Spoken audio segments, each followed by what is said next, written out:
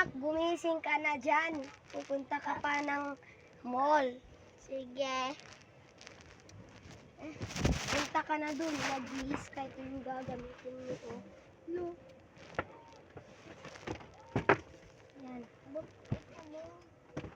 O ito. Gagamitin mo. Mag-gown ka para makita ka ni crush mo. Ha? Tapos, tutupain ko lang ito.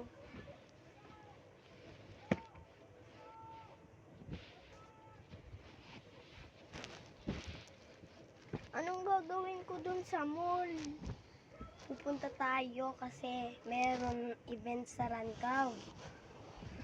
Event sa Rancaw to. Oo, siyempre. Tapos ka na? Wait, ako na yung sa balikat mo. Go. Ka dito. Para maano ko ang balikat. Nagdakit. Dakit ito na. Sige ko.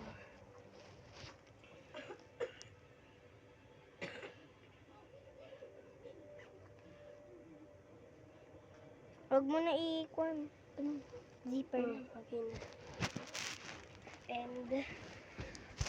And punta na tayo. Magbibihis muna ako. Ano? Papalitan mo? Okay, sige. Gusto ko na Hello Kitty. Ito oh, igagawin ko sa'yo. Hindi naman, alam ko na kung ano. Ano yun?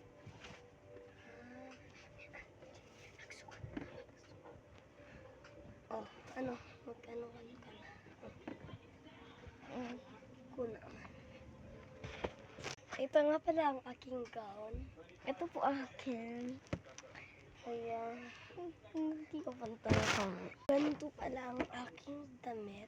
Parehas po kami. Yun po kasi naisip ko. And, gagamit